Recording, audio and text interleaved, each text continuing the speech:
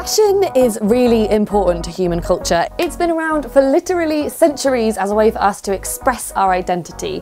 But our love for buying clothes has reached a tremendous peak. Last year, we spent £57.8 billion on buying clothes. We've gone from having a spring, summer, autumn, winter season to over 52 collections a year, which is insane.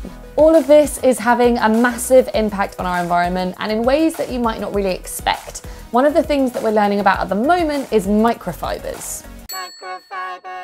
If you haven't heard of microfibres or you're not sure what they are, they're just tiny particles that shed off of all of our clothes when we wear them or when we wash them. And because a lot of our clothes are synthetic and made from things like nylon or polyester, that means that teeny tiny bits of plastic are ending up in our water streams. We made a whole video on microfibres earlier in the year looking at their effect on our oceans and on us, but there's been loads and loads of new research since then, including an article that came out saying that microplastics have been found in human stools for the first time. Basically that means it's in our food chain and we're eating it. Microplastics have been found in everything from salt to beer. To find out a little bit more about what the impacts of this might be, I'm going to speak to a researcher who can fill us in on all the details. My name's Imogen Napper. I'm at the University of Plymouth and I'm a marine scientist and I'm studying the sources and fates of plastic going into our ocean. Microfibres are typically microplastics, so less than 5mm in length. And if you imagine the fluff from your tumble dryer, this fluff is made out of an accumulation of microfibres. The study that's just come out showing that we're ingesting microplastics and they're being found in our poo just shows how great the subject is and that it's accumulating everywhere. So we can be in a completely rural setting or in the city and we'll still find fibres everywhere. There needs to be lots of discussion, and that involves us as consumers having a choice and a voice in what we're buying and how that can impact the planet and the ocean. But we also need to discuss matters with government and also industry to see how they can aid us and help us with making those right decisions. So the research that I'm doing next is with National Geographic and Sky Ocean Rescue, and we're looking at different inventions that can go in the washing machine or be incorporated into the washing machine to try and capture the fibres before they go into the wastewater. So it could be the future of washing our clothes. This is a really new space and loads more research needs to be done to try and work out what the effect microfibres are having on our oceans as well as us and our planet. But for the moment, one of the things that we do know is that a good way to reduce microfibres is to make sure that we're taking care of our clothes really, really well and storing them properly. But from speaking to a lot of you, not many of us actually know what taking good care of our clothes means. How we wash our clothes is really important because as well as making sure that they don't get super tatty or faded, meaning that we'll wear them loads more, it can also mean that less microfibres get released in the wash. But how do you actually take care of your clothes? Well, every time we buy something new, it comes with a label like this, which has washing symbols on it. And while most of us think we might know what they mean, Love Your Clothes recently brought out a test with different washing symbols in it. It's clear that there's a lot of confusion about what these different symbols mean, so I went to do a little bit of research to find out what we should be looking out for. So the main one to look out for is the temperature that you should be washing your clothes at, which kind of looks like a bucket with a number in it, and the number is the temperature your washing machine should be on. If there's a hand inside the bucket, then it means you should be hand washing your clothes.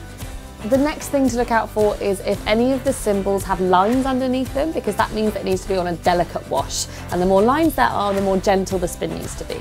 If there's a symbol inside a square, then it's telling you how you need to dry your clothes. So if you should dry them on a line, then it will have a little half semicircle at the top. And if you need to dry it flat, then there'll just be a line through the middle.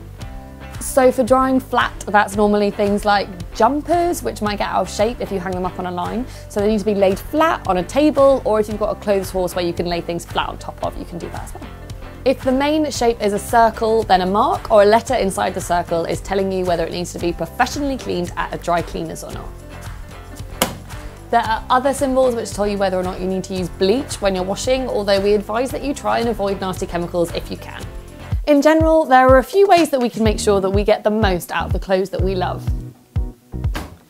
If you can, try and wash your clothes at 30. As well as saving you money on electricity, it also means our clothes fade less, so we like to wear them more, and it helps with microfibre release. If it's not raining, always try and air dry your clothes. The really hot temperatures in tumble dryers make your clothes wear faster, and it's thought to increase the amount of microfibres that get released. But our main suggestion is just to avoid washing unless you really, really need to. Sometimes the lazy way is the best way, and there are some really good life hacks for getting small stains or smells out of clothes. Spot washing small stains with a toothbrush can mean that you don't have to wash the whole garment if you don't need to. Overwashing things can really damage your clothes, so if it doesn't smell, see if you can spot wash. Airing your clothes somewhere in the house or outside between washes is a really good way of making sure that there are no smells the next time you wear it. Another really good thing that you can do is to freeze your jeans or any denim that you have rather than airing them or washing them. Ta-da! These have been in the freezer overnight. They are freezing cold, but putting them in the freezer means that it gets rid of bacteria and smells and it doesn't damage the denim by washing it. See if it works. Yeah.